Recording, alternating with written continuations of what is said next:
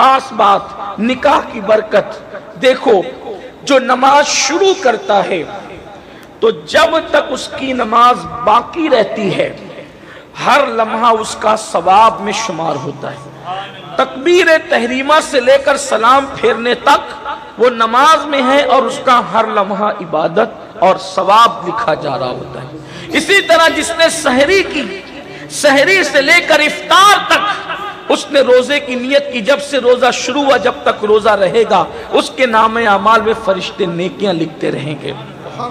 सुबह सादिक से रोजे का आगाज हुआ, गुरूब आफ्ताब तक रोजे का इख्तिताम हुआ, सवाब लिखा जाता रहेगा।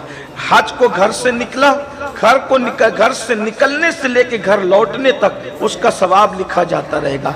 फलसफा ये है कि जब इबादत शुरू की तब से सवाब लिखना शुरू होता है और जब तक इबादत खत्म नहीं की तब तक सवाब लिखा जाता रहता है। हाजी का सवाब कब तक? 15 दिन में वापस आया तो 15 दिन तक, 20 दिन में वापस आया तो 20 दिन तक, 40 दिन में वापस आया तो 40 दिन तक। इबादत शुरू की सवाब शुरू, इबादत खत्म की सवाब खत्म।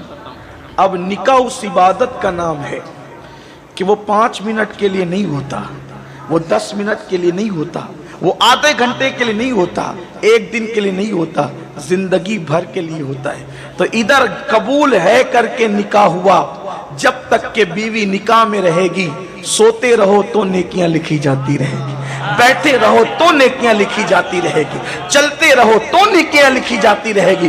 कितनी नेकियां होगी, कितनी नेकियां होगी उस नेकी का कोई अंदाजा कर सकता है। लेकिन शर्त यह है कि अल्लाह अकबर, जब बंदा निकाह करे तो नफ्स की तस्कीन के लिए नहीं, जब बंदा निकाह करे तो रस्मों की अदायगी के लिए नहीं, जब बंदा निकाह करे तो अल्लाह अकबर जो है वो किसी जिस्म से खेलने की नीयत से नहीं, बल्कि निकाह करे तो मुस्तफा जान रहमत की सुन्नत पर अमल की नीयत से करे। तो जब तक निकाह बाकी रहेगा रातें भी नेकियां, दिन भी नेकियां, सुबह भी नेकियां, शाम भी नेकियां। निकाह की बरकत ये है।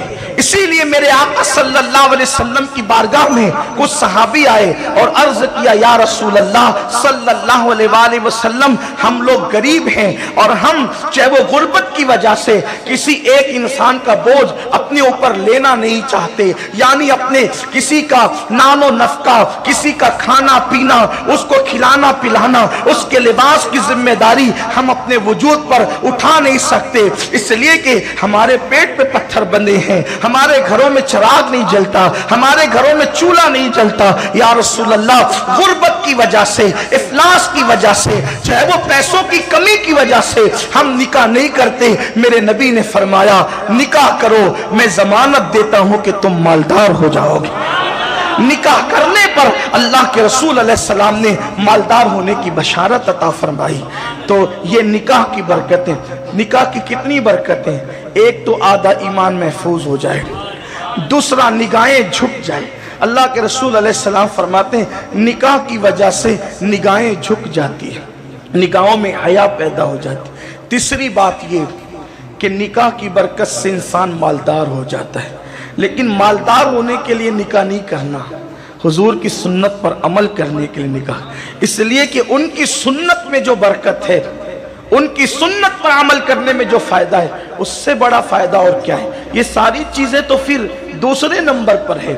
तो निकाह में जो माल में बरकत। तीसरी चीज, फकीह अबुल लैथ समरकंदी लिखते हैं